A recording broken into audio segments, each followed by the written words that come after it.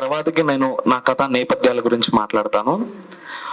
నేను inter second year చదువుతున్న రోజుల్లో కొంచెం సరదాగా అంటే సమ్మర్ హాలిడేస్ లో షార్ట్ ఫిల్మ్స్ తీసేవాళ్ళం.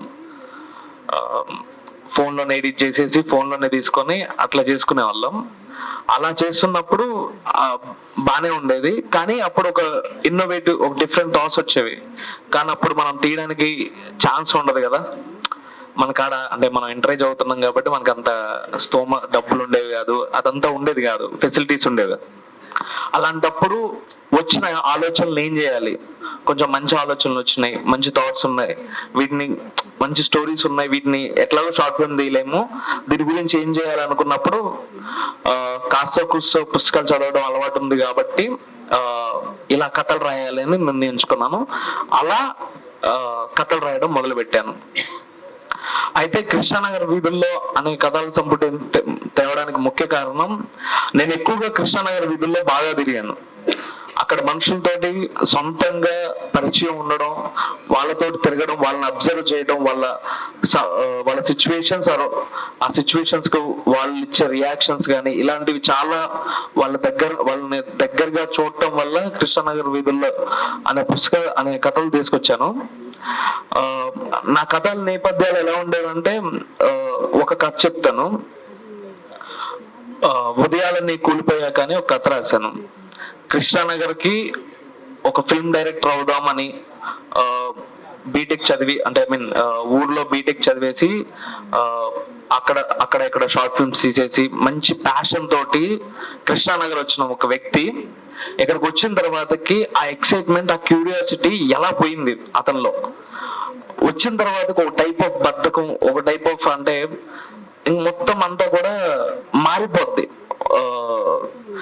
అసలు ఏం కనిపించదు, అంత ఆతృత, ఏదో సాధించాలని ఒక తపన అతనిలో పోతుంది. పోయిన తర్వాత అతను మెల్లగా బెట్టింగ్ అలవాటు అయిపోతాడు.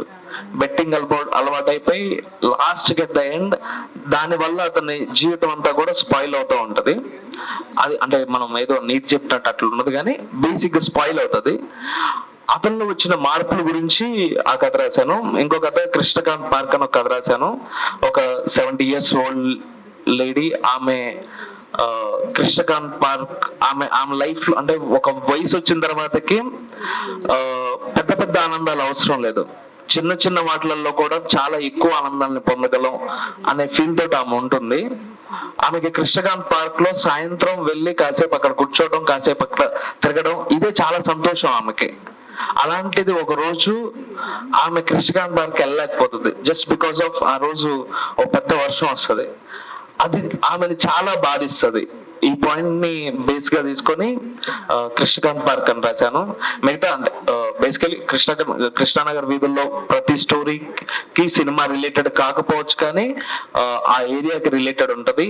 అక్కడ అంటే డైరెక్టర్ అవుదామనో, రైటర్ అవుదామనో, యాక్టర్ అవుదామనో ఇలా ఆలోచనలతో వచ్చిన వాళ్ళ కథలు కూడా అందులో ఉంటాయి. నాకు ఈ అవకాశాన్ని ఇచ్చిన తెలంగాణ సాహితీ డివైఎఫ్ఐ ఆనందాచార్య సారికి, మోహన కృష్ణ అన్నకి చాలా థ్యాంక్స్.